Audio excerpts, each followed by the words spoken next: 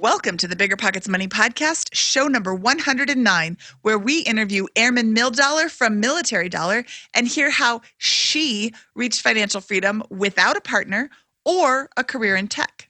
She's a United States Air Force officer, financial independence fan, and passionate about helping you sort out your money questions so you can live your best life.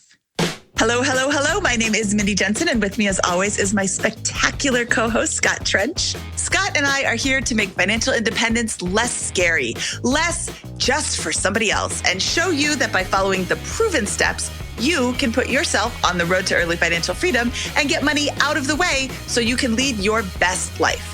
Wherever you are in your financial or life journey, you can begin rapidly moving towards a position capable of generating a great income, saving a huge percentage of that income, and setting yourself up to make larger and larger investments on your way to financial freedom. And whether you want to retire early and travel the world, go on to make big-time investments in assets like real estate, or start your own business, we'll help you put yourself in a position capable of launching yourself towards those dreams. Yeah, how's it going? I'm extremely excited for today's episode with Airman Mildollar. We've met a couple of times. She's big in the personal finance community and has a great story of achieving financial independence during military service. Yeah, what I like about her story is that, like I said before, she does not have a partner currently. She got here all by her big girl self, which is not the narrative that you hear so frequently in this community. You know, there's a lot of technology careers. There's a lot of men in this space. And I wanted to introduce her to our listeners because I want them to know that you can, in fact, do this by yourself. If you're a man, if you're a woman, if you're young, if you're older, you can get to financial independence on your own. It's not that hard. And what did she say today?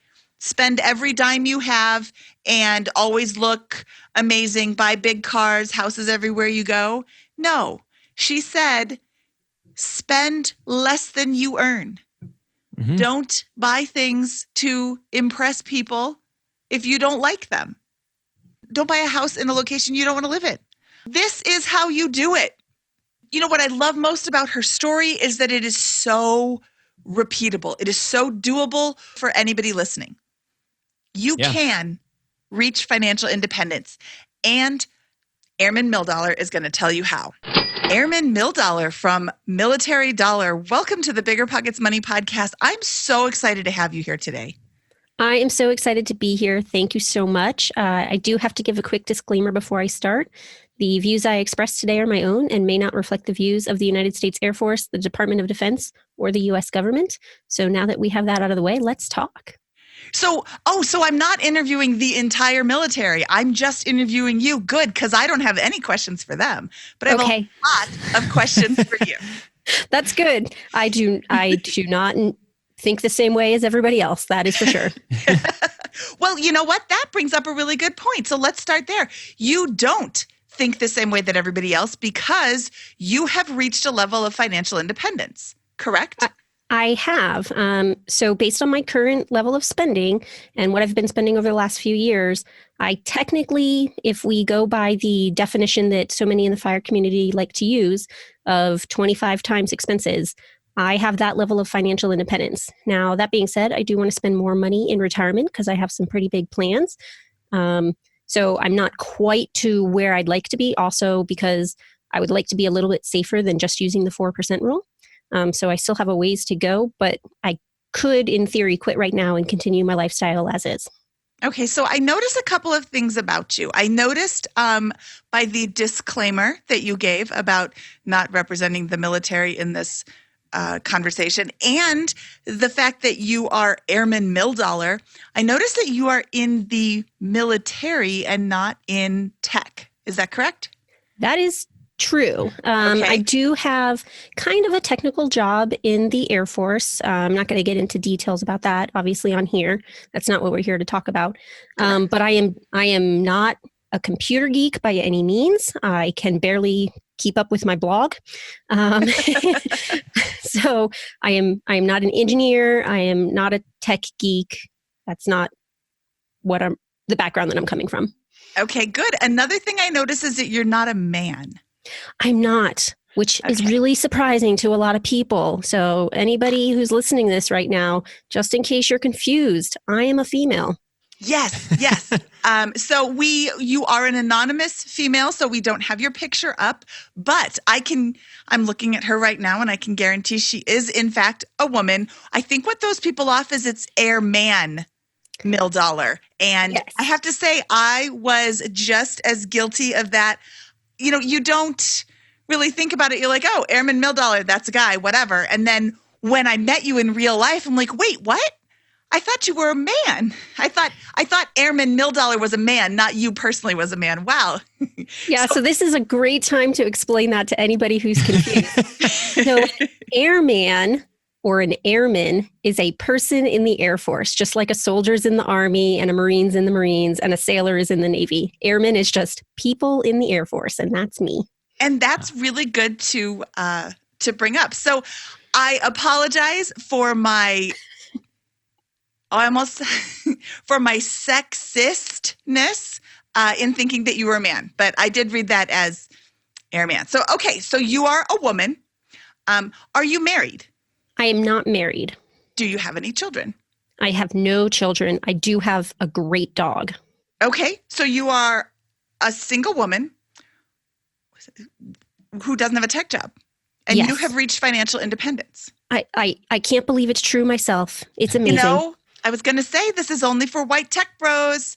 It's actually not. I please don't email Scott at BiggerPockets.com to complain about me saying that this is just for white tech bros. But when you read the technology or the financial independence blogs, you see a lot of men in tech who have made it. And I don't want to diminish their accomplishments because becoming financially independent is something to celebrate no matter how you got there. But it's even more exciting when you do it by yourself. I am financially independent, but I did not get there by myself. I married one of those tech guys. So is it wrong that he had a great salary? No, we're cheap anyway. We're frugal. So we don't spend a lot of money, but we were able to save it because he had a tech job. You don't have a tech job. Correct. How I did you? have a career that traditionally people think is underpaid, as a matter of fact. I do not think that. I'm an officer in the Air Force, and I think we're actually very well paid. I'm going to say that you all go to war and I don't, so you are not paid enough. Well, let's hear this story. I want to know how you did it and how you guys started there. Where does kind of the journey begin for you? Okay, sure. So probably the beginning of my financial independence story starts in college. So I grew up middle class, sometimes at the higher end of middle class, sometimes at the lower end of middle class, but definitely very middle class in our family. And my mother had gone to college, but my father had not. My family didn't really encourage college. So the fact that I wanted to be in the Air Force is really the only reason I went to college, because I wanted to be an officer in the Air Force, and you have to have a college degree to do that. I originally had planned to apply to the Air Force Academy, but then when I was in high school, I started talking to some people who had been in the Air Force, and I decided I didn't want to do that because it actually sounded like not the best college experience. So I wanted to have a real college experience. So I decided to go to a very expensive private university. And in order to afford that, in a family that didn't force you to go to college and therefore had not saved any money for me to go to college, I had to start getting scholarships or take out loans. And I ended up doing both. So I got scholarships, luckily, for most of my college expenses. And then I took out about $27,000 in loans. So I graduated college with $27,000 in student loan debt. And then between a new car when I graduated and also some credit card debt that I had racked up, I had about $42,000 total in loans right as I started my career. And was this an Air Force ROTC program? Sorry if I missed that. I was in Air Force ROTC. That was where I got the majority of my scholarships from. And then I got some smaller scholarships as well. Got it. And then Do they do the, I know that when you go to a military academy, there's a career starter loan of, I think right now it's like $35-ish thousand that you get access to. Is that an option for you in college, or is that only for the academies? That is an option for anybody starting out their career, at least for officers. I'm not positive whether or not it's an option for enlisted members. I don't see why it wouldn't be. But it was an option that I had at the time. I didn't want to take out any more loans, so I did not do that. Looking back, it probably would have been a better idea because it was a lower rate than my student loans, but I didn't know all that much about personal finance at the time. I started learning when I was in college, but I still wasn't smart enough to realize that paying off some loans with other loans can sometimes be a good deal. Got it. So then in college, I graduated college with all this debt, and I entered the Air Force, and I absolutely loved it. It has been a fabulous career since the very beginning. And I didn't want to do anything else. So I decided that's the only thing I was going to do. And I decided back when I first got in the military, when I was young and naive, that I was going to stay in for 30 years and that was totally up to me, which it is not up to you. And so I decided that I needed to be financially independent between the pension when I got out at 30 years and myself, that I would never have to work again. So I was thinking at the age of 51, I would do that. As time has gone on and I've learned more about what it takes to stay in for 30 years and whether or not I actually want to stay in for 30 years and what it means to be financially independent, that has shifted somewhat. So I'm not 51 now, but I am already financially independent. So my plans have changed a little bit over time, but I knew from the very beginning that I wanted to do that. So I paid off all my debt as soon as I could and started investing a couple of years before the Great Recession started.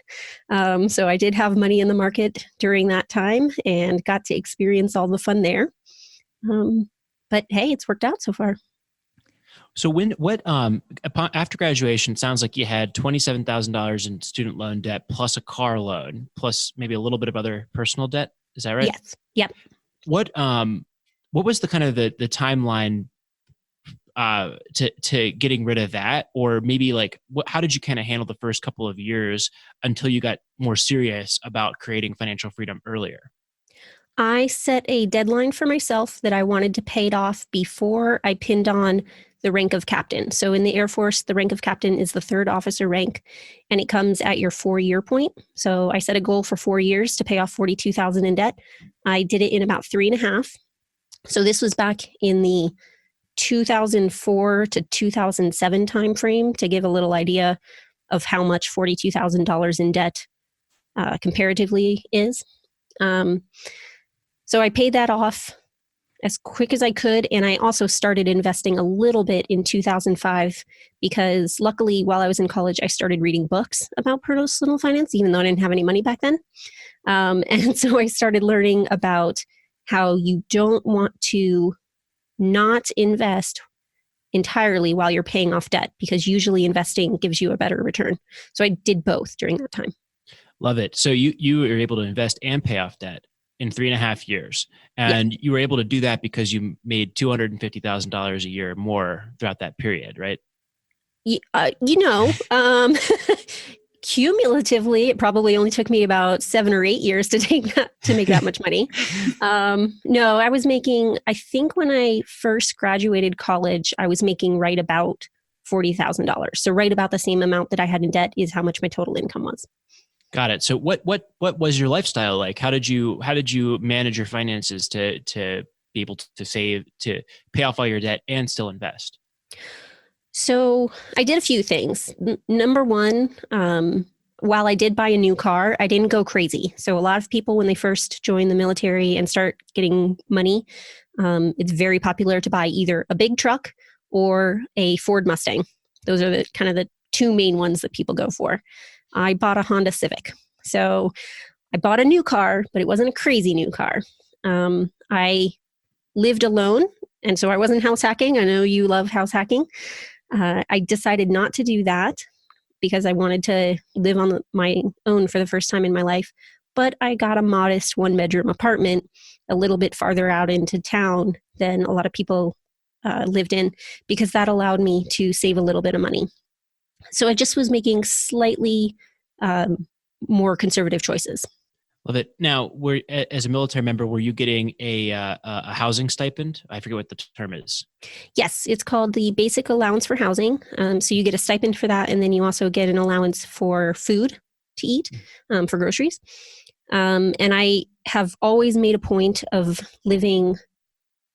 having housing that's no more expensive than my allowance is. So you're not limited to how much you can spend. If you can save money, you're allowed to do that. If you want to spend more than the allowance, you can do that too. So a lot of people will spend more than the allowance. I always went less. Fair enough. So that okay. So, and that allowance is tax free, right? It's after tax. It is, which is very nice. That has saved me quite a bit over the years. Got it. All right. So you're getting a housing and food stipend, and you live within the basic housing allowance. Are you also eating and living within the food allowance? Was that another part of your strategy? Yes, I've always lived within the BAS allowance. It's actually, in my opinion, a fairly generous allowance. So, like right now, it's only supposed to cover the military member. Unlike the housing allowance, which is supposed to cover your whole family, the subsistence allowance is only supposed to cover your own food. And right now it's $256. I can buy groceries with $256, no problem. And that's per month, obviously. It is not intended to cover eating out. So, if you want to do more of that, then you might go over, but I'm able to live within it. Do they just give you money? Do they just say, hey, here's your $250? Yeah, basically, it's included in your paycheck. There are some people who don't get it, but if you are not getting the allowance, that means the thing that the allowance is meant to pay for is provided to you. So you can either live in base housing, sometimes you're forced to, so it's not necessarily a choice, or you get money for housing. You can either eat all your food on base, which is what I do when I'm deployed, or you get a subsistence allowance. It's one or the other. Okay, but you're not having to provide receipts and show them what you're spending it on. So you could be like saving Sherpa and spend like 12 cents a month on your groceries and just pocket the rest. Yeah, I could in theory. I do not want to spend 12 cents a month on my groceries. Yeah. He doesn't really spend, for anybody who's listening who doesn't know Saving Sherpa, he spends about $60 a month on groceries, and he seems to have really good meals. I have no idea how he does it. I spend about $125 to $150 a month on groceries. And then the rest just goes into my pocket. The one exception that I'm aware of, other than if they actually give you the food, is if you are receiving a housing allowance while you're overseas, you do have to give them your lease, and they give you up to the amount of your lease. That's fair. With how do you contrast your behavior with the spending here with the other single people who are at the same stations that you're at? It's hard to answer that question. I am an introvert, so I just naturally didn't enjoy going out to the clubs as much as everybody else. I usually would go out, but I also don't drink much, so I didn't have those expenses. I was able to spend or save money that way. I don't get a lot of joy out of a car, so a Honda Civic was just fine for me. I do spend money on other things. I love to travel, and I will happily spend thousands of dollars on travel, but I also really like research. So I'm not going to just hand over $4,000 to a tour company and say, just tell me where to show up. I'm going to plan everything out, and I like the challenge of saving money and figuring out how to do that same thing, but cheaper. Got it. I take a quick little dig at the Navy. I love the Navy. I grew up near the Naval Academy. The term "spending like a sailor" is kind of what people associate with the expenses of folks in the military when they come on to base and go out to the club or buy the big pickup truck. Or did you find that to be true to a certain extent based on your observation, or is that largely a myth? I would say it's fairly true, especially as people come back from deployments, which happens a lot in the Navy. So that's probably why they have that association. When you're on a ship for 6 months at a time, or when you're deployed for a year at a time, like I've been, all this money just accumulates in your bank account and you're not spending it because there's no place to spend it. And then you come home and you just have thousands of dollars and you probably moved somewhere new. And so you probably want to outfit your new house with wonderful furniture and whatnot and brand new TV. So, I maybe after a couple of deployments definitely went on a Target run or two. That I've done it myself. But again, I'm buying things at Target instead of buying new cars. So that's the difference. Got it. Okay. So 3.5 years go by and you're largely living within your housing budget and your food budget that's provided by the military. So that means you're able to pocket a large percentage of your income, as I understand it, which helps you pay off your debt and invest. What kind of comes next?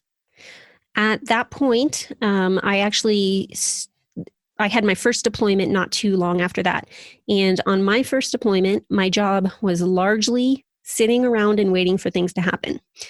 And so I started reading blogs. And that's actually, we didn't call it this back then, but that's when I discovered the FIRE community. And I started finding about like earlyretirement.org, the forums that have existed there, and a couple of the early blogs. And I found out that I was not the only person who had this goal. And so I started learning about all of the investments that other people did. And I actually lucked out quite a bit because my parents had been urging me very strongly to buy a car right in the 2006-2007 timeframe. Right as I was paying off my debt, they said, you're going to have so much cash flow. It's going to be great. I said buy a car. I mean, buy a house. They said, go buy a house in 2006, 2007. And I decided not to do that. I was going to wait until I had a little bit more money. And that ended up obviously working out very well for me because all of my friends who did buy houses right at that time frame ended up obviously being underwater for quite some time. I bought a house then. Yeah. Yeah, so that worked out great.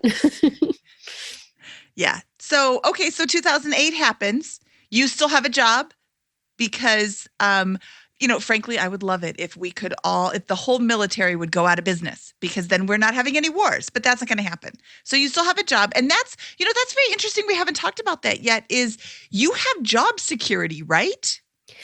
I do have job security, but it's not quite as secure as some people assume.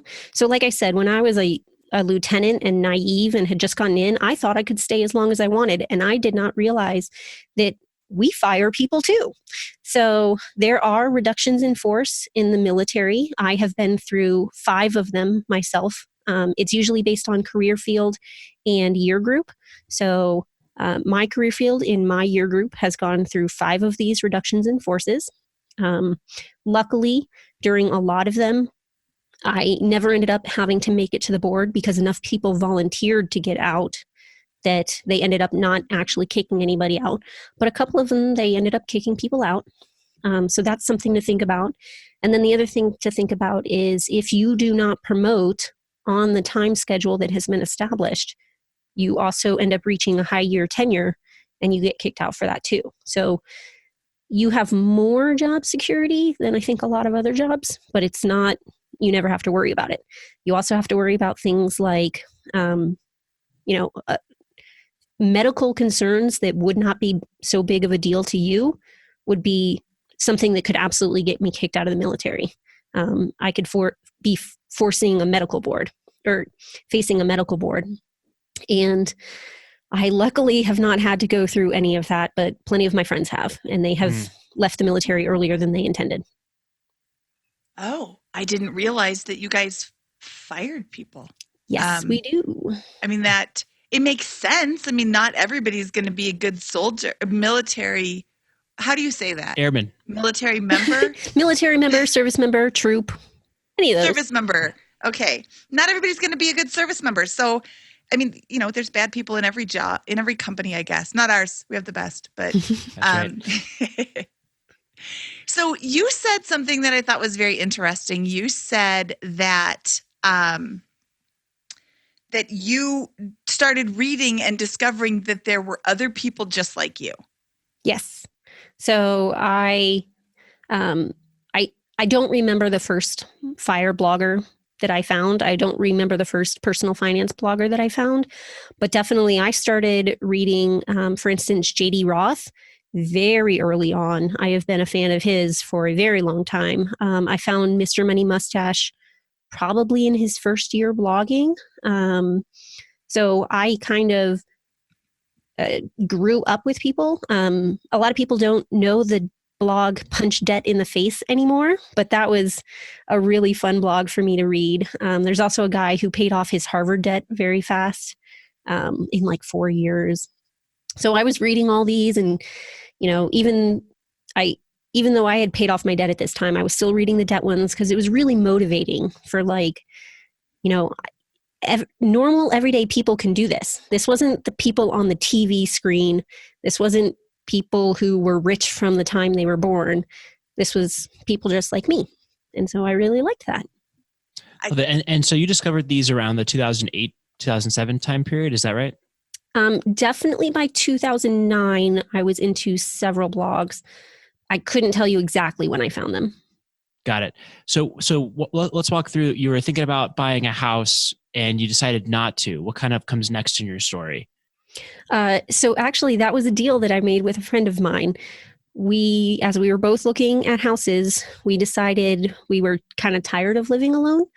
So we made a deal that whoever bought a house first, the other person would live with them. And she bought a house first. And I lucked out and I did not buy a house. And so I moved in with her and obviously saved quite a bit of money on that. My rent went from $1,000 a month to $600 a month at that point, living in a 3-bedroom house with her. And so I just started putting money away. I focused first on maxing out a Roth IRA. And then as soon as I did that, I started adding money. I had done a very, very small amount of individual stock picking. So I started doing a little bit more in a taxable account. And I also opened up a TSP, the Thrift Savings Plan, which is the federal government's version of a 401k. So I started doing at this point I had a Roth IRA, I had a TSP, and I had a taxable account. Love it. How much were you able to accumulate at a given year with this plan? It really depends on which year. So if we go with 2008, at that point, I had pinned on Captain. That was my 4-year mark. So I was earning considerably more at that point. I don't have the records in front of me, but I think at that point I was earning about $65,000 a year. So I was maxing out a Roth IRA. Which I think might have been around $4,000 at that point. And then I was putting several $1,000s into TSP. And I was also putting even more into a taxable account. So around 2008, 2009 timeframe, I was probably putting around $12,000 to $15,000 a year away, I would say, something like that. Fantastic. So about a 20% savings rate. Yes. Man, you're making me do math I haven't done. So. On the fly, too. Yeah. That sounds about right. I want to say it was, I did have spreadsheets. So while I never added it all up, I was tracking savings rate, and I want to say it was about 23%. Love it. All right. So what kind of comes next? What is this? Does this structure continue for another couple of years? Yes. So I pretty much did all of that, just continuing on. Every time I got a raise, I committed to putting at least 50% into savings and investment. And the next big thing that changed was in 2011. I decided now at this point where the market was pretty much at the bottom, I decided I was going to buy a rental property. So I bought a rental property in 2011, actually right as I was deploying for a year. So I bought it, put people in, and then left for a year. And then I came back and bought another house to live in. So in 2012, I had 2 houses. Where did you buy? They were both in Las Vegas, Nevada. I currently still own the rental home. I do not have the one that I lived in. I planned to turn that into a rental, but by the time that I left, it had accumulated so much equity because the market had gone way up that it just made sense to take the money and run while I was going to have the tax advantage of not having to pay the long-term capital gains on it. Awesome. Love it. So, okay. So how did you finance these two properties? Both were just done with normal conventional loans. I didn't use a VA loan. I had 20% down on the first one, and I put 10% down on the second one. 10% down on the one that was your owner occupant. Correct. Property. Yes. Yep. Great. And was that, sorry, I missed this. Was that rented out while you were deployed? The one that's always been a rental had been rented out the whole time. Yeah. And your primary was vacant while you were deployed. I bought it when I returned from the deployment. Sorry. Okay, great. Yeah, sorry, I'm confusing the timeline there. Great. So you return home, and when do you sell the property? How many years later? It was about 2.5 years, not quite 2.5 years later. So I had just, I had met the 2 years out of 5 years to get the exemption for the taxes on the gains, which was awesome. And I was deploying again, so I didn't need a house. So I saw how high the market had gone. I knew I was going to make a bunch of money, and I just sold that sucker and didn't worry about it again. And it was great. Yeah. What I love about this is you're saving 23% of your income. Things are going really well. You buy a rental. You're probably approaching the 6 figures ish net worth range, maybe modest 6-figure net worth range when you buy that first rental, and you do it strategically around this deployment. Come back and buy the house, and now things are starting to pick up and accelerate. It seems like, with the appreciation you're getting and all that kind of stuff. Yeah, the big change after that. So I had the rental house in 2011. I had the new house that accumulated a lot of equity in 2012, and then in 2013, I had that was a big year. I had a whole lot go on that year, but one of the things that happened was I read Your Money or Your Life, and that book changed everything. So one of the things that I did was I took a real good look at my budget. So I had always been spending what I thought was a very conservative amount, but I actually started paying more attention. And I found out I could free another $1,000 a month out of my budget by just not spending money on things that other people cared about that I didn't care about. So tiny little things that, $20 here to go see a movie that somebody else wanted to see that I didn't want to see, or to buy a Coach purse that I don't actually care about clothes at all, but my friends convinced me I deserved it. You stop doing those things, and then now I have even more money. And so now I really bumped it up. And between paying off the mortgages and paying off the principal, specifically in the mortgages that I had, and the increase in cash flow that I had by not spending on things that I didn't really care about, now I bumped up my savings rate to about 40%. And then I got a raise in 2014, and then I bumped it up to 50%. Okay, because we're BiggerPockets, real estate is our thing. I want to just really quickly look at the numbers for your rental, because I have in-laws who live in Las Vegas. I have been watching the Las Vegas market for 20 years, and I watched it go way up and then crash spectacularly around the time you bought your house for what, $1? That would be awesome. They're actually, I'm just going to do a side note. A lot of people don't realize this. Vegas had been building so many houses that they actually did sell houses for $1. So what the companies did, they had built brand new houses and they had entire neighborhoods that were sitting empty. So they did buy one house for regular price, get the second for $1. And they were making landlords by doing that. That is not what I did. I bought a house that I think originally sold in 2004 for about $365,000, somewhere right around there. And I bought it for $180,000 in 2011. Wow. So okay, half price. What? Yeah, half price. I love half price houses when it was still nice, right? I'm assuming that they just lost it to foreclosure. Did they destroy it on the way out? They actually didn't. You could definitely tell that. So both the house that I bought in 2011 and the house that I bought in 2012, the owners, that was their dream homes. So that kind of hurts a little bit when you're taking their dream homes from them, but they weren't going to stay in them anyway. And on the second one, it was a short sale. So I actually got to help the person get out from under their loan, which was nice. But they were gorgeous. They are gorgeous homes. So both are about 2,700 square feet. The first one, the 2011 home, actually has a 4-car garage, gourmet kitchen, marble countertops. The second one didn't have a 4-car garage, but also had a gourmet kitchen. Like, these are really nice houses. What does it rent for now? The first $180,000 house. All right. Don't get mad at me, real Too estate late. people, because I did not know the 1% rule back then. So my concern was covering the mortgage. So my mortgage on the 2011 home was just a teeny bit over $1,000 a month. I actually rented it out to a family member for $1,250 a month. So it covered my mortgage. I didn't have a property manager that I needed to pay for, and the family member actually took wonderful care of my house. I have bumped it up now to, I'm getting $1,600 a month on that, and my mortgage with full PITI is $1,050 a month all these years later. Mhm. So I'm making a profit on it still.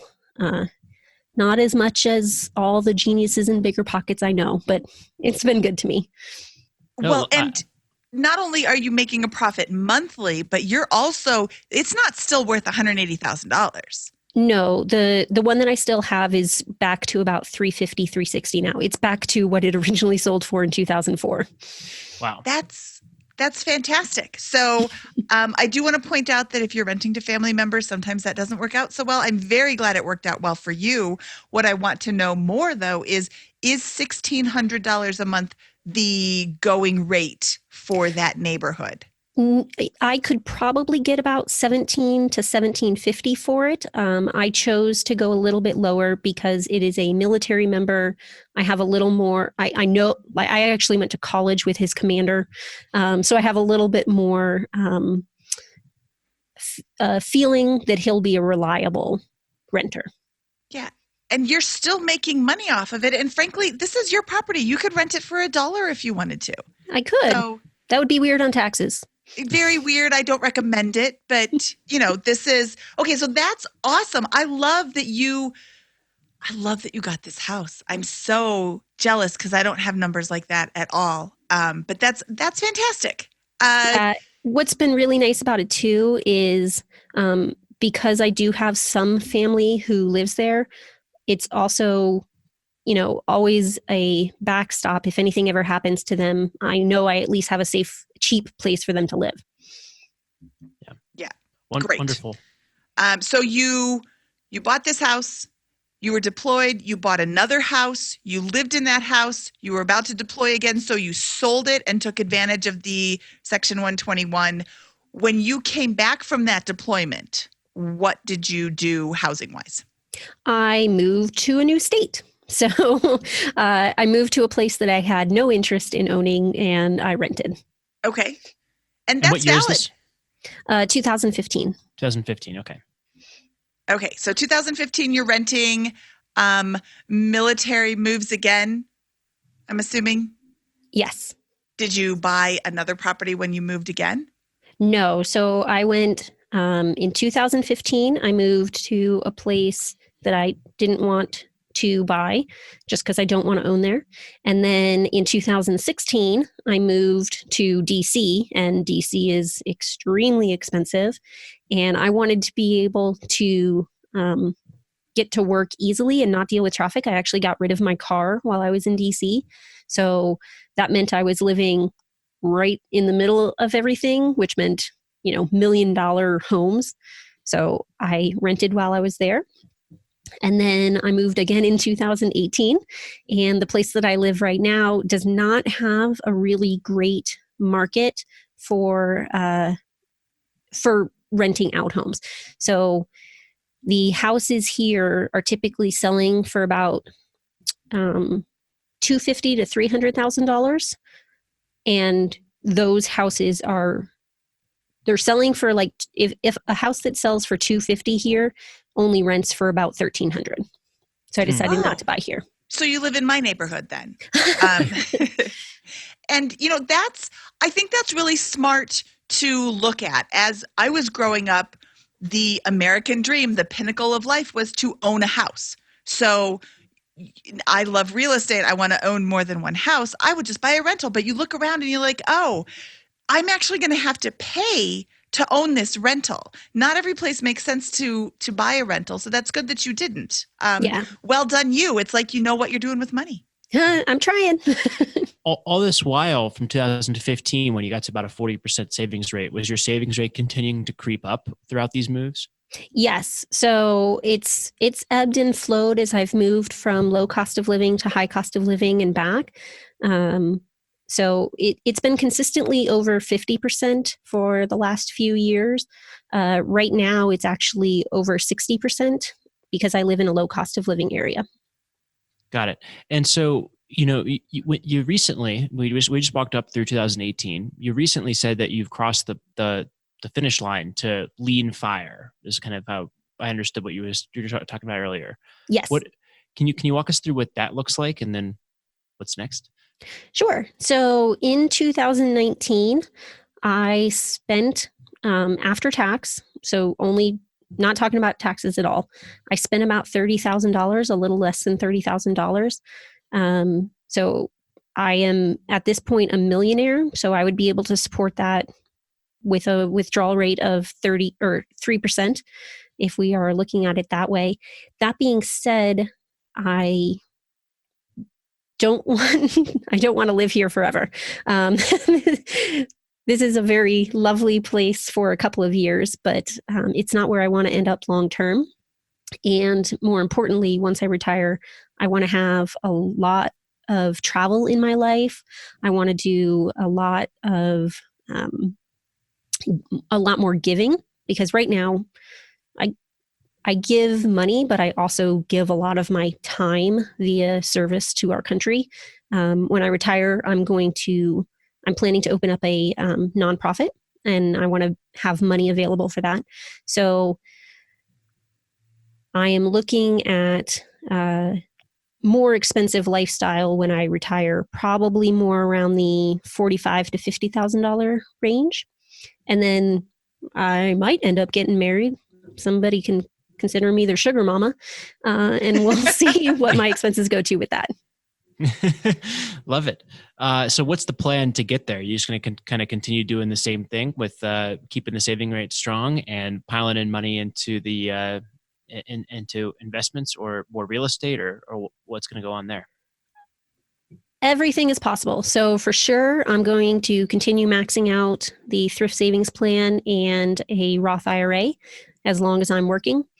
And then in addition to that, I'm moving again this year because that's what we do. We move a lot. So I'm looking at real estate in my next location, trying to decide if I'm going to rent or buy. I haven't made a decision yet.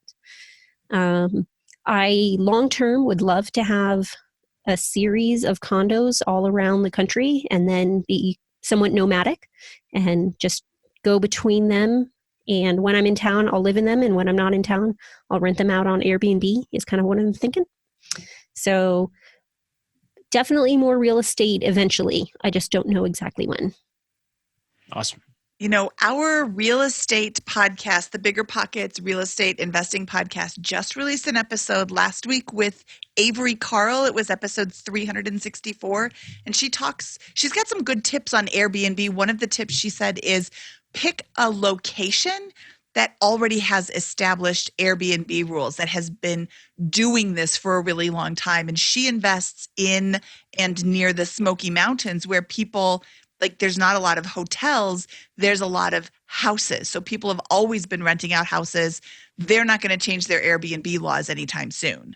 So I don't know if the Smoky Mountains appeals to you, but there's a lot of other places, like Orlando is another place that has a lot of Airbnb-able houses because they have such a favorable to owners Airbnb laws already established for, decades. So I just want to throw that out there as a bit of advice. That was a great episode.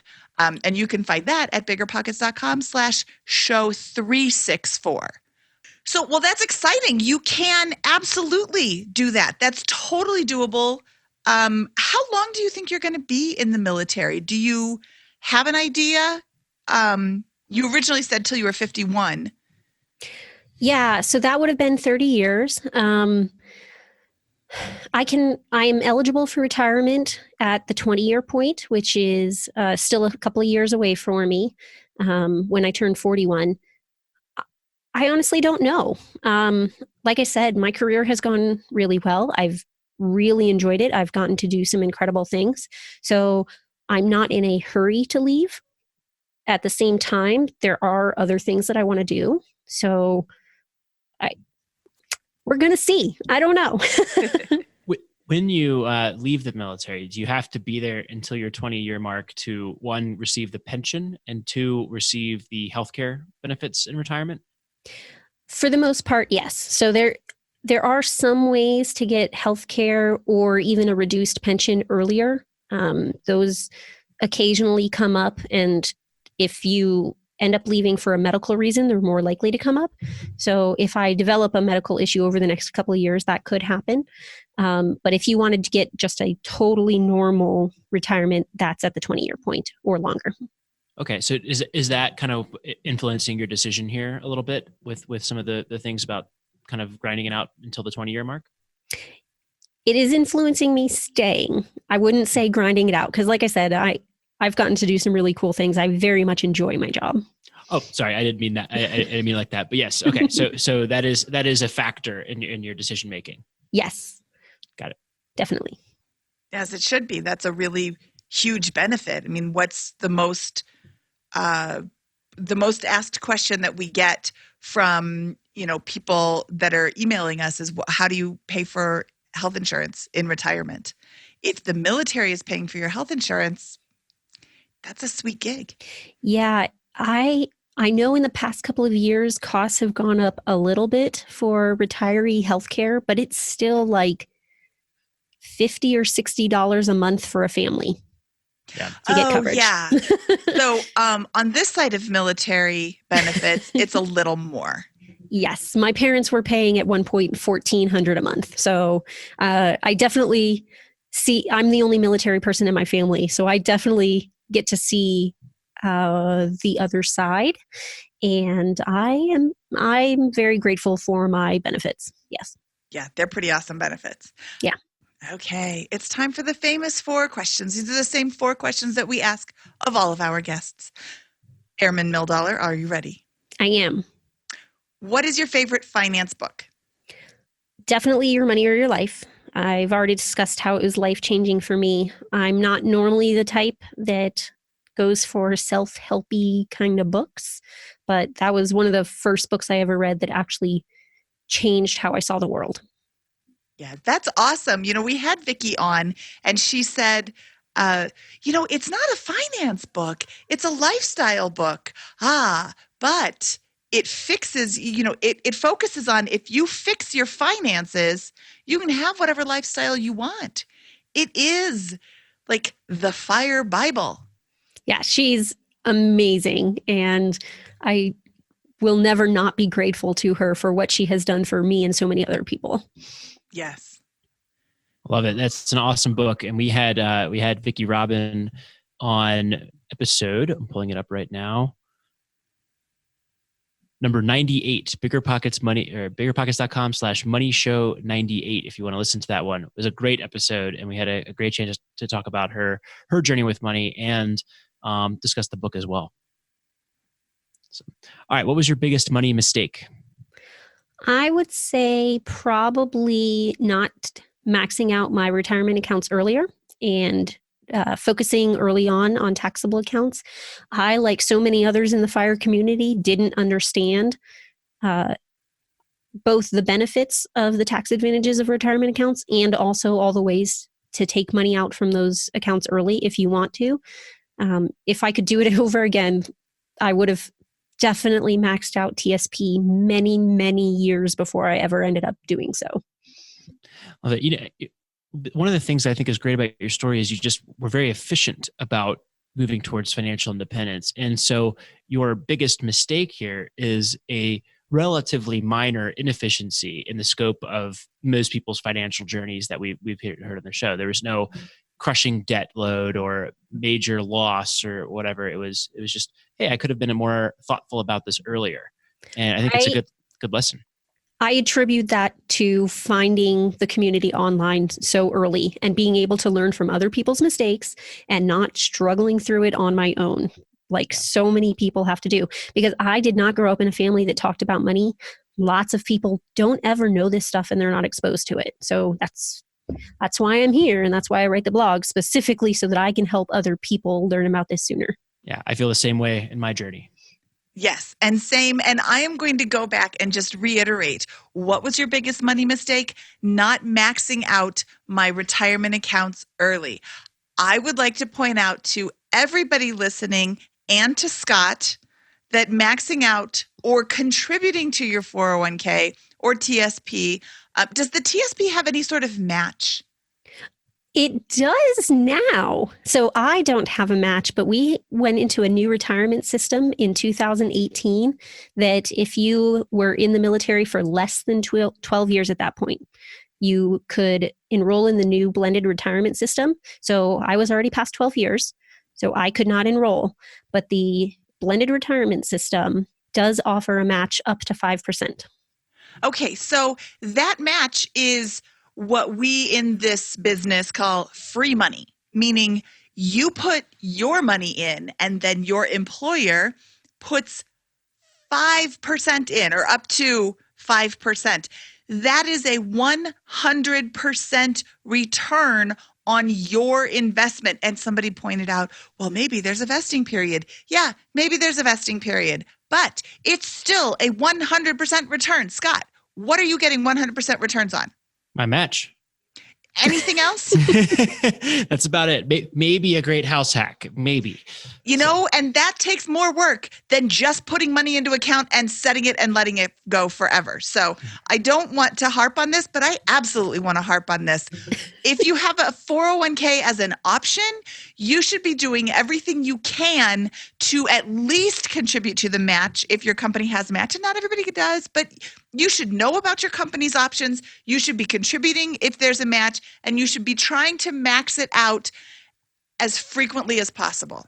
Well, here's a good way to not get the match is you go into service, you buy a $35,000 jacked up F-350 pickup truck, and then you buy an apartment in the swanky part of town, fill it up with big screen TVs, and now you can't afford to even put a little bit of money and take the match, right? Well, don't do that, Scott. Okay. But we welcome you to join the military anytime. Yes, not the joint military part. Don't do all that other stuff. But yes, you should join the military. I mean, the military is a really valid option there's a lot of opportunities in the military that I think people don't really understand. Yes, I think everybody thinks about like Marines going in guns a-blazing, and there's a lot more to the military than just that. In my job, I have occasionally carried a weapon, but I have never fired a weapon in my job. I know I said earlier I'm not a computer geek, but I do work on a computer all day. I've had jobs where I spent the majority of my time writing speeches, and I have had jobs where I'm reviewing documents, and I have had teaching jobs, and I've had, a variety of different things that I have done. Okay.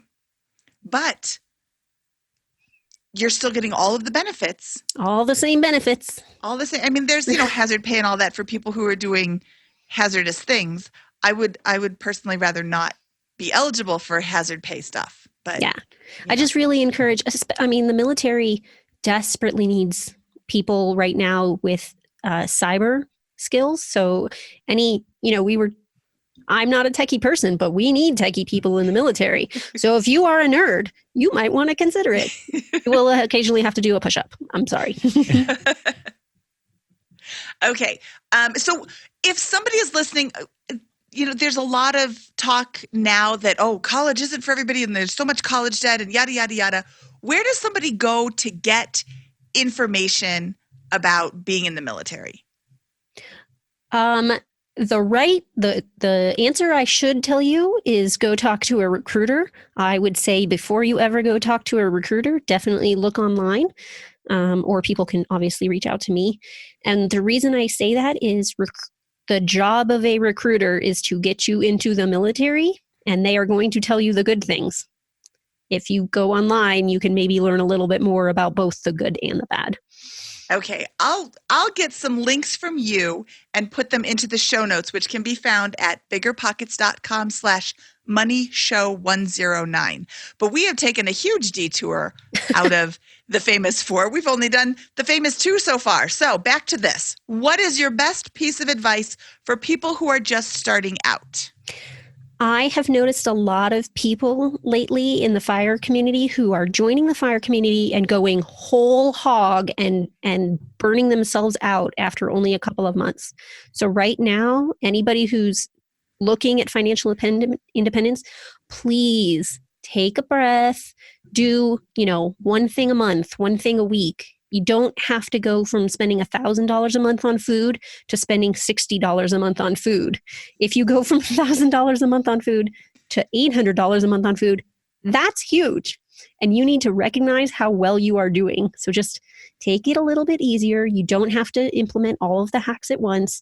It took me 15 years to get to this point. I don't know how long it took you guys to get to where you are now, but you do not go overnight from knowing nothing about financial independence to doing everything. So relax. I love that advice. That's wonderful. Thank you. All right. What is your favorite joke to tell at parties? My favorite joke to tell at parties right now, I actually already sent in to you guys and you used it. So I had to find a new one. So I found a money one. Did you hear about the guy who invented lifesavers? They say he made a mint. Oh, that's so refreshing. I love that joke. Oh, God. All right. Where can people find out more about you? I blog at militarydollar.com. I talk about both military money stuff and just general money stuff there. You can also find me on Twitter at military_dollar, or on Facebook, I am Airman Mildollar. All right. Well, Airman Mildollar, this has been an amazing story. We really enjoyed it, learned a lot. I love how repeatable much of your journey really is for basically any service member to kind of repeat a similar journey here. And I think your advice is outstanding. So thank you very much for coming on the show today. Thank you guys so much for having me.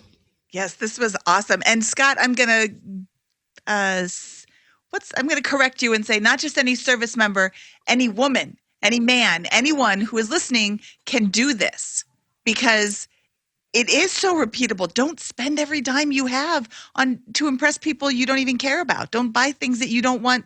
Don't see that movie. I mean, movies are $10 a pop now. If you don't want to see it, don't see it. Put that $10 in your piggy bank. There's a lot of things that you can do that you have shared today, and that was great. I really appreciate your time. Thanks. And your service. Oh, well, thank you so much. And I appreciate everything you guys are doing. Mindy, I don't know if you remember us talking about this, but I did want to end with something that you reminded me of at FinCon. So in honor of all the military members who reached out to you and complained, over and out.